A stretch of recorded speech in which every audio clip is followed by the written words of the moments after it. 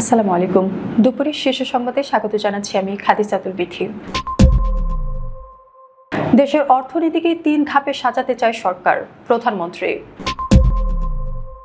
তিস্তা মহাপরিকল্পনা নিয়ে চীনের সঙ্গে আলোচনায় প্রধানমন্ত্রীকে ধন্যবাদ বিরোধী দলীয় নেতার। ঘন ঘন বিদ্যুৎ বিভ্রাটে জনজীবনের নাভিশ্বাস। কারাগারে অসুস্থ দীপুমণি, ঢামেকে ভর্তি। শেখ হাসিনার দেশে ফিরতে চাওয়া রাজনৈতিক স্ট্যান্ড বাজিয়ে চিফ প্রসিকিউটর। ব্যক্তি করদাতার জন্য অনলাইনে রিটার্ন দাখিল বাধ্যতামূলক। ইউনিয়ন পর্যায়ে প্রসারিত হচ্ছে দুর্নীতি প্রতিরোধ কমিটি। 12 জেলায় ঝড়ের শঙ্কা, নদীবন্দরে সতর্কবার্তা। বাংলাদেশের সীমান্তবর্তী ভারতের 3 এলাকায় মৃদু ভূমিকম্প। পাল্টাপাল্টি হামলার পর ফের আলোচনায় তেহরান ওয়াশিংটন। আফগান সীমান্তে পাকিস্তানের সামরিক অভিযান, নিহত 29। শুনছিলেন শিরোনাম, এবারে বিস্তারিত।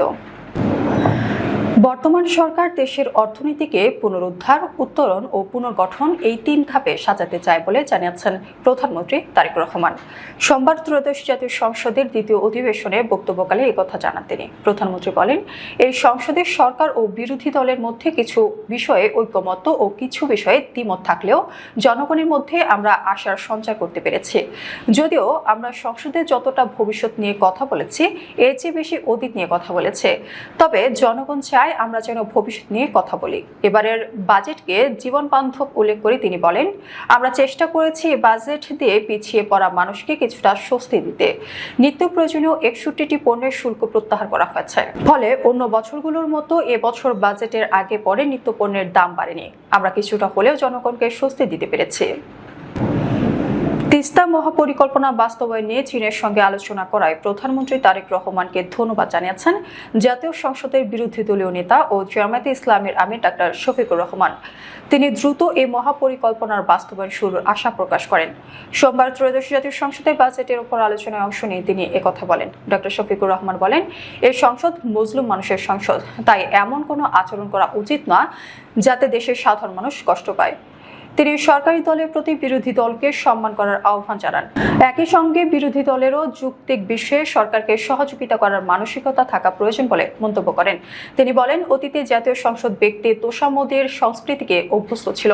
বর্তমান সংসদে সেই সংস্কৃতির পুনরাবৃত্তি হওয়া উচিত নয়। বিরোধী দল জনস্বার্থে বাজেটের বিভিন্ন দিক পর্যবেক্ষণ করবে এবং কোথাও জনগণের ক্ষতি হওয়ার আশঙ্কা থাকলে তা তুলে ধরবে। তীব্র দাবদাহে পড়ছে দেশ। এর মধ্যে ঘন ঘন লোডশেডিংয়ে নাভিশ্বাস উঠাচ্ছে বিভিন্ন শ্রেণী পেশার মানুষের। গণমাধ্যমের প্রতিনিধিদের পাঠানো খবর, দেশের অধিকাংশ গ্রামগুলোতে দিনে 8 থেকে 10 বার লোডশেডিং হচ্ছে। একবার বিদ্যুৎ গেলে যেন আর আসতেই চায় না। এতে সেবাগ্রাহীদের মাঝে চরম অসন্তোষ দেখা দিয়েছে। ভুক্তভোগীদের দাবি, গত 1 মাস ধরে লোডশেডিং এর কারণে ছেলে মেয়েদের লেখাপড়া সহ দৈনন্দিন কাজে ব্যাপক সমস্যা পড়তে হচ্ছে। এদিকে বিদ্যুতের সঙ্গে গ্যাসের সংকটও দেখা দিয়েছে বলে জানিয়েছে স্থানীয়রা। সবচেয়ে বেশি ভোগান্তিতে রয়েছেন কৃষকেরা। বিদ্যুৎ না থাকায় তারা ফসলের জমিতে সেচ দিতে পারছে না। অন্তত 10 থেকে 12 বার বিদ্যুৎ বিভ্রাটের শিকার হচ্ছে গ্রামের মানুষ। তবে গত 1 সপ্তাহে বিদ্যুতের এই সমস্যা তীব্র আকার ধারণ করেছে বলে জানান তারা। জানা গেছে, প্রতিদিন গড়ে 6 থেকে 8 ঘন্টা বিভ্রাটের শিকার হচ্ছে। মুন্সিগঞ্জ জেলা কারাগারে হঠাৎ অসুস্থ হয়ে পড়েছেন সাবেক শিক্ষামন্ত্রী ডাক্তার দীপুমণি। পরে তাকে রাজধানীর ঢাকা মেডিকেল কলেজ হাসপাতালে ভর্তি করা হয়েছে। সোমবার সকাল 6টার দিকে কারাগারে অসুস্থ হয়ে পড়েন তিনি। বিষয়টি নিশ্চিত করেছেন তাকে হাসপাতালে নিয়ে আসা পুলিশের সহকারী উপপরিদর্শক মোহাম্মদ ফজলু। তিনি জানান, অসুস্থ হয়ে পড়ার পর কারা কর্তৃপক্ষের নির্দেশে দ্রুত তাকে ঢাকা মেডিকেল কলেজ হাসপাতালের জরুরি বিভাগে নেওয়া হয়। সেখানে প্রাথমিক চিকিৎসা শেষে হাসপাতালের নতুন ভবনের মেডিসিন বিভাগে ভর্তি করা হয়। সকাল 8টার দিকে হাসপাতালে পৌঁছানোর পর তাকে চিকিৎসকদের তত্ত্বাবধানে রাখা হয়। বর্তমানে তিনি মেডিসিন বিভাগে চিকিৎসাধীন রয়েছেন। মানবতা বিরোধী অপরাধে ফাঁসির দণ্ড মাথায় নিয়ে ভারতে নির্বাসনে থাকা শেখ হাসিনা দেশে ফিরতে চাওয়ার ঘোষণাকে রাজনৈতিক স্ট্যান্ড বাজি বলে মন্তব্য করেছেন আন্তর্জাতিক ট্রাইব্যুনালের চিফ প্রসিকিউটর আমিনুল ইসলাম। সোমবার নিজ কার্যালয়ে সাংবাদিকদের সঙ্গে আলাপকালে এই মন্তব্য করেন চিফ প্রসিকিউটর। তিনি বলেন, আমরাও চাই শেখ হাসিনা আসুক, নিজের মামলা নিজে লড়ুক, তার দেশে ফিরতে চাওয়া স্ট্যান্ডবাজি। সাহস থাকলে দেশে এসে জুলাই হত্যাযজ্ঞের বিচার মোকাবেলা করুন। এ সময় ট্রাইব্যুনালে বিচার কাজ নিয়ে চিফ প্রসিকিউটর বলেন, এখন পর্যন্ত ট্রাইব্যুনালে মোট 24টি মামলা বিচারাধীন রয়েছেন। এছাড়া শাহজাহান খান, আমির হোসেন আমু, বিচারপতি মানিক সহ জুলাই হত্যাযজ্ঞের 10টি মামলার তদন্ত প্রতিবেদন হাতে পেয়েছে প্রসিকিউশন, যার যাচাই বাছাই শেষে দ্রুতই ফরমাল চার্জ হিসেবে দাখিল করা হবে। দেশের অধিকাংশ স্বাভাবিক ব্যক্তি করদাতার জন্য অনলাইনে আয়কর রিটার্ন দাখিল বাধ্যতামূলক করেছে জাতীয় রাজস্ব বোর্ড। তবে প্রবীণ, বিশেষ চাহিদা সম্পন্ন, বিদেশে অবস্থানরত বাংলাদেশি, মৃত করদাতা প্রতিনিধি এবং বাংলাদেশের কর্মরত বিদেশি নাগরিকদের এই বাধ্যবাধকতার বাইরে রাখা হয়েছে। রবিবার জাতীয় রাজস্ব বোর্ডের চেয়ারম্যান মোহাম্মদ আব্দুর রহমান খান স্বাক্ষরিত বিশেষ আদেশে এই নির্দেশনা জারি করা হয়। এতে বলা হয়েছে, আয়কর আইন 2023-এর ধারা 328 এর উপধারা 4 এ প্রদত্ত ক্ষমতা বলে এই সিদ্ধান্ত কার্যকর করা হয়েছে। ফলে নির্ধারিত ব্যতিক্রম ছাড়া সব স্বাভাবিক ব্যক্তি করদাতাকে এনবিআর এর ই-ট্যাক্স পোর্টালে ব্যবহার করে অনলাইনে আয়কর রিটার্ন দাখিল করতে হবে। বিশেষ আদেশ অনুযায়ী 65 বছর বা তদূর্ধ্ব বয়সের প্রবীণ করদাতা, শারীরিকভাবে অসমর্থ বা বিশেষ চাহিদা সম্পন্ন করদাতা, বিদেশে অবস্থানরত বাংলাদেশি করদাতা, মৃত করদাতার পক্ষে প্রতিনিধি এবং বাংলাদেশে কর্মরত বিদেশি নাগরিকরা এই বাধ্যবাধকতার বাইরে থাকবেন।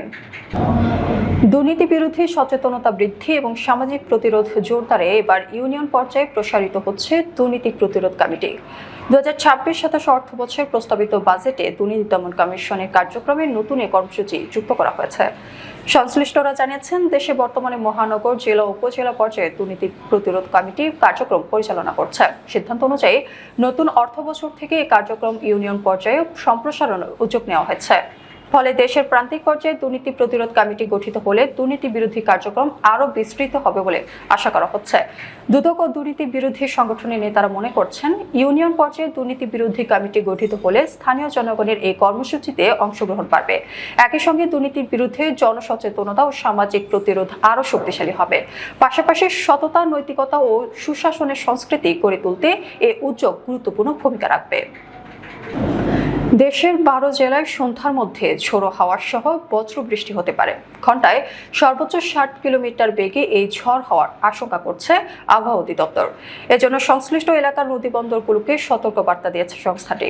সোমবার সকাল 9টা থেকে পরবর্তী 6 ঘন্টার জন্য দেওয়া পূর্বাভাসে এ তথ্য জানানো হয়েছে।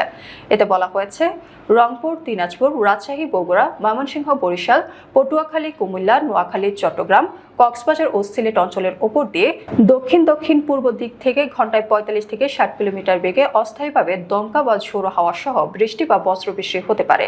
এসব এলাকার নদীবন্দরগুলোকে 1 নম্বর সতর্ক সংকেত দেখাতে বলা হয়েছে।